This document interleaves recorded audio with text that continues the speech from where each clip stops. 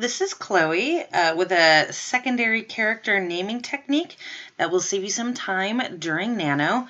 I'm making a fresh note in Scrivener, but you can use whatever you want for this. This is something you'll do now, though, as Nano prep. So you'll do this now and not in November. I'm going to be generating a total of 30 names for this, but I'm going to be dividing them into 6 categories based on who or where they are. I'm writing fantasy, but the places are modeled after locations on Earth, and they have Earth names. So the first location is Ravi Shobaz, and this is modeled after Marrakesh. So I'm going to be using Moroccan names for this.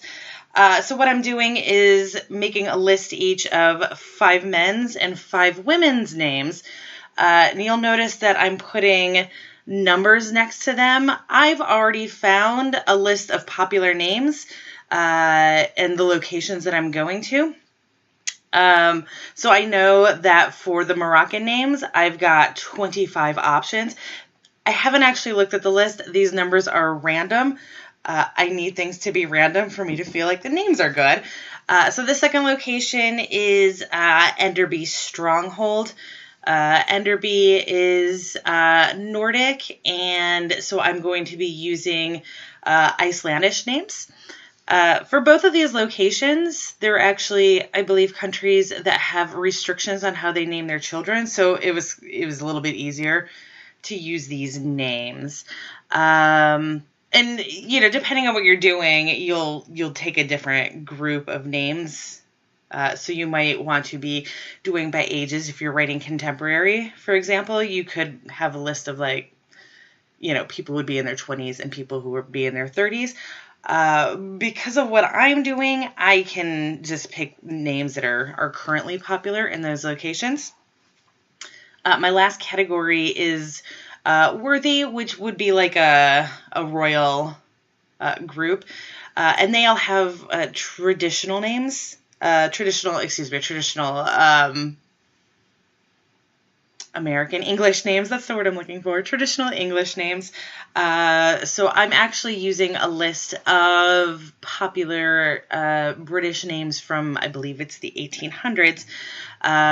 For both this list and for the Icelandic names, I had a much larger pool. It turned out to be more than what I picked. I went for top 50, but I could have gone further than that, but I just picked random numbers.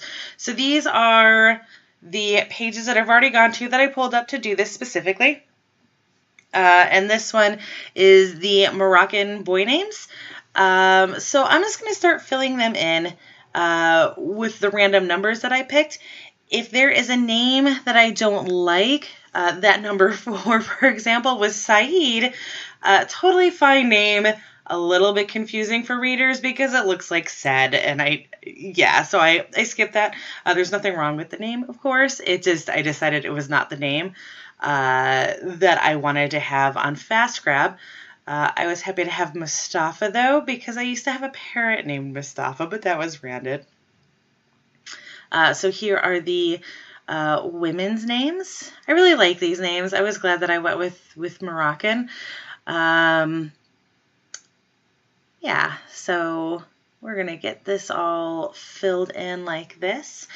And so what's going to happen with this list is when I actually get into Nano, instead of having to stop every time I've got a secondary character and go to a website and find something that works, we all have crazy techniques for doing this. I could just cheat and already have the list. Now I'm using Icelandic names. Iceland has characters that we don't have in their alphabet. I know how to translate them into English close enough, though. So I'm kind of modifying them slightly, again, because it's fantasy. I'm not too concerned about people arguing that Guthmundur is not spelled with the proper characters. I really liked Brinjar. That name brought me happiness in it, and because I was down at the bottom, I went ahead and took the bottom ones on the female ones. It's to make it look a little nicer for you guys. Yeah.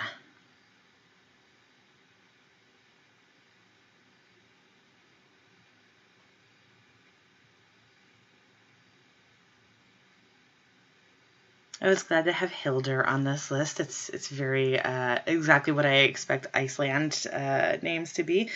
I decided not to use Johanna here because it's basically Joanna, and I wanted the names to be very diverse. So I'm doing that, picking and choosing. Ingeborg, I liked that. It's very crazy and Scandinavian. Yes, I chose that instead. Picking from the British names is a little bit more complicated for me because I already use a bunch of these names. Charles is a cat in the book, a major character, so I've already got all the major characters named. So I have to be a little bit more careful with these guys. So there's a bit more picking and choosing on this one. And then for the females, I'm positive I already have a Sarah in that story. I don't remember where it is though, so I'm just gonna put Sarah down and we'll see what happens. And then, so Jane was fine. Martha was good. This part ended up being a disaster because I've got a Catherine, I've got a Hannah. For a second there, I thought I could use Gertrude, but my horse's name is Gertie, so I didn't want to get anything too confusing with that.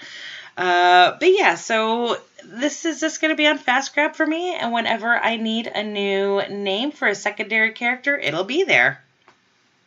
Thanks for watching.